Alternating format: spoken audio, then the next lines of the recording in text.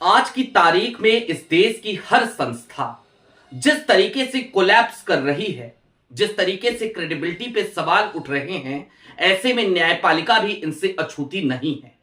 लेकिन इन सब के बीच कुछ जजेज आज भी, कुछ माननीय जस्टिस आज भी सुप्रीम कोर्ट में जरूर ऐसे बैठे हैं जो दिए की तरह टिमटिमाते रहते हैं और हमको लगता है चलो कहीं तो रोशनी है इस अंधकार में। ऐसी ही एक महिला जज हैं जो आने वाले दिनों में सीजेआई भी बनेगी। उन्होंने वर्तमान सीजेआई सूर्यकांत के सामने एक भरी सभा में भड़कते हुए नसीहत दे दी, वार्निंग दे दी, चेतावनी दे दी, या फिर यूं कहिए तो ईमानदारी का सबक सिखा दिया। इतना ही नहीं बल्कि राजनीति और राजनेताओं से दूर रहने की जो नसीहत उन्होंने दी, उसके बाद जस्टिस सूर्यकांत को कुछ तस्वीरें याद आ गई होंगी। कुछ ऐसी तस्वीरें जो एक राज्य के मुख्यमंत्री ने खुद साझा करी थी और उसके बाद उन्हें आभास हुआ कि बड़ी गलती हो गई तो उन्होंने अपना ट्वीट डिलीट कर लिया था। क्या है पूरा माजरा, जरा विस्तार से आज ये देखने की कोशिश करेंगे। नमस्कार, मैं स्वप्निल और आप मुद्दा देख रहे हैं। दोस्तों, आगे बढ़ें उससे पहले वही छोटी सी अपील, जो अपील करना हमारी मजबूरी बन चला है। आप सभी को पता है विगत कई दिनों से, कई महीनों से हमारे मेन बैंक अकाउंट फ्रीज चल रहे हैं। दूसरी तरफ हमारे 2.5 साल पुराने चैनल को हमसे लंबे समय तक छीन कर रखा गया। ऐसे में डे टू डे ऑपरेशंस में हमें काफी मुश्किलों का सामना करना पड़ता है। लिहाजा आपसे गुजारिश है, यदि आप चाहें, यदि आप सक्षम हो तो मुद्दा की छोटी छोटी मदद जरूर कीजिएगा। इसके लिए आप स्क्रीन पर दिख रहे क्यूआर कोड या फिर के नीचे दिख रहे यूपीआई नंबर का इस्तेमाल कर सकते हैं। अब आगे बढ़ते हैं और सबसे पहले आपकी स्क्रीन पर मैं आपको एक खबर दिखाना चाहता हूं।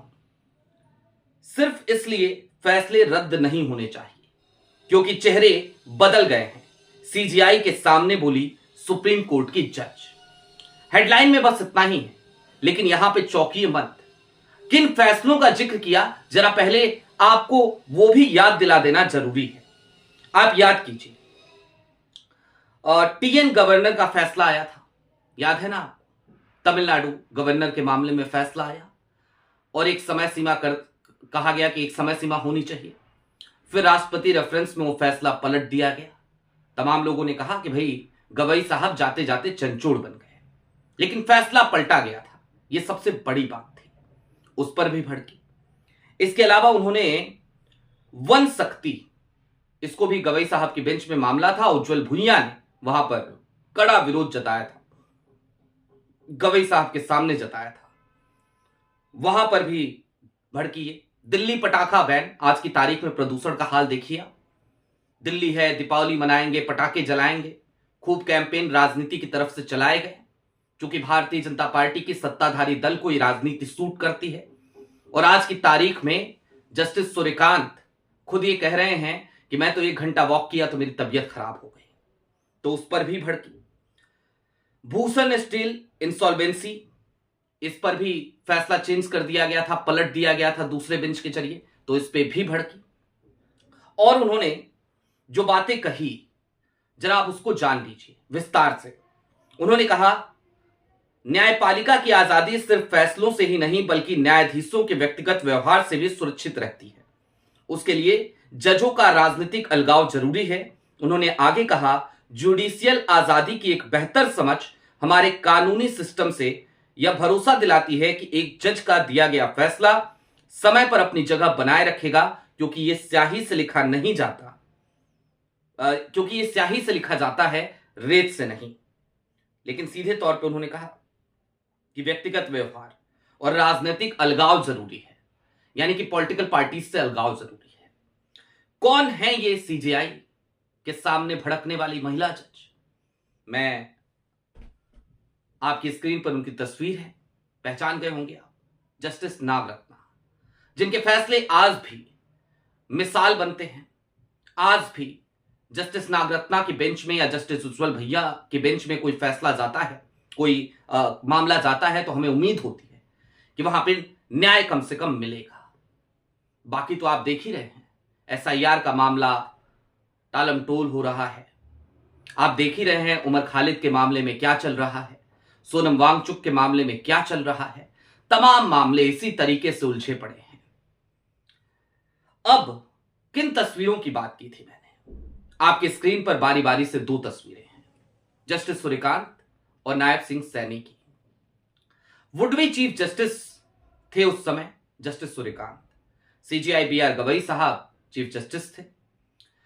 एक डिनर कार्यक्रम का आयोजन नायब सैनी करते हैं और उसमें सूर्यकांत साहब पहुंचते हैं और फिर नायब सैनी साहब उस तस्वीर को उठा करके अगले दिन अपने ट्विटर पे पोस्ट करते हैं और बड़ा गर्व महसूस करते हैं कि सुप्रीम कोर्ट के माननीय जज साहब हमारे बुलावे पर हमारे दरवाजे तक आ गए, हमारे साथ बैठ करके डिनर किया। और भी जजेस थे वहां पे, पंजाब हरियाणा हाई कोर्ट के भी जजेस थे और इन सब के बीच हंगामा मचा। हालांकि नायब सैनी साहब ने ट्वीट करने के बमुश्किल 2 से 3 घंटे 4 घंटे के भीतर, इतना ही समय संभवतः लगा, उन्होंने अपना ट्वीट डिलीट कर लिया, तस्वीरें डिलीट कर ली। लेकिन आज का जमाना बड़ा अलग तरीके का जमाना है। आज के जमाने में आपने कोई चीज चला दी तो चला दी, लोगों के पास आ जाती है, हम सबके पास वो तस्वीरें पहुंच गई और आज भी समय समय पर वो तस्वीरें याद आती रहती हैं। दोस्तों, जब जस्टिस नागरत्ना इस सभा में सीजीआई सूर्यकांत साहब के सामने ये सारी बातें कह रही होंगी तो जरा सोचिए उनके लिए भी ये क्षण कैसा रहा होगा। जाहिर सी बात है, ये कोई सुखद अनुभूति नहीं हो सकती। मैं पत्रकार हूं, आज की तारीख में अपने पेशे पर जब भी बात करता हूं, मैं अक्सर कहता हूं कि मुझे बड़ी तकलीफ होती है बात करने में, क्योंकि मेरे पेशे में जो लोग आज की तारीख में सम्मिलित हैं वो किस तरीके की पत्रकारिता कर रहे हैं, ये अब सिर्फ भारत का विषय नहीं बल्कि पूरी दुनिया का विषय है। पूरी दुनिया में भारत आज फेक न्यूज की एक फैक्ट्री के तौर पर जाने लगा है। आज की तारीख में प्रधानमंत्री नरेंद्र मोदी ने मन की बात की, अब मन की बात पे घंटों घंटे कार्यक्रम होंगे, लेकिन इस देश में अपने खेत की मेड़ पर बैठा सरकार की तमाम वादा खिलाफियों से नाराज कोई किसान, निराश कोई किसान, वो अपनी जान दे दे तो उस पर चर्चा नहीं होगी।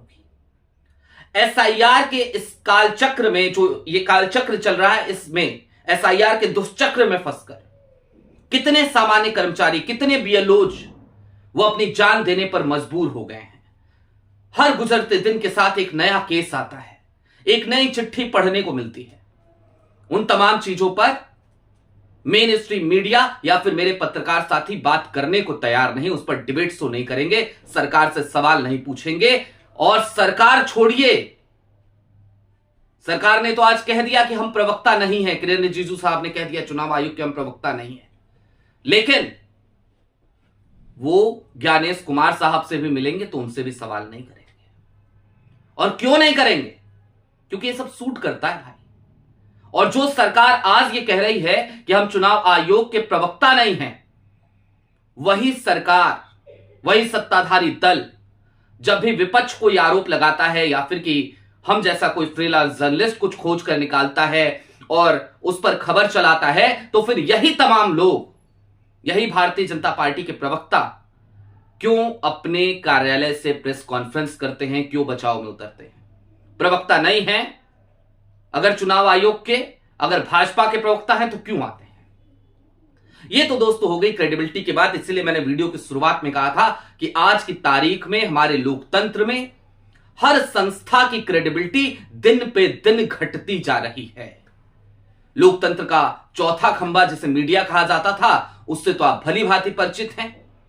न्यायपालिका में क्या हो रहा है यह भी हम सबको दिख रहा है, लेकिन फिर भी उम्मीदें न्यायपालिका से ही है। और मैंने कहा इसीलिए वीडियो की शुरुआत में कि आज भी सुप्रीम कोर्ट में बैठे हुए कई ऐसे माननीय जस्टिस हैं जो उस अंधेरे में दिए की तरह टिमटिमाते हैं, जिनको देखकर लगता है कि चलो ये रोशनी तो आ रही है ना, इसी रोशनी के सहारे जी लेंगे, इसी रोशनी के सहारे चल लेंगे, यही रोशनी लोकतंत्र को आबाद करेगी।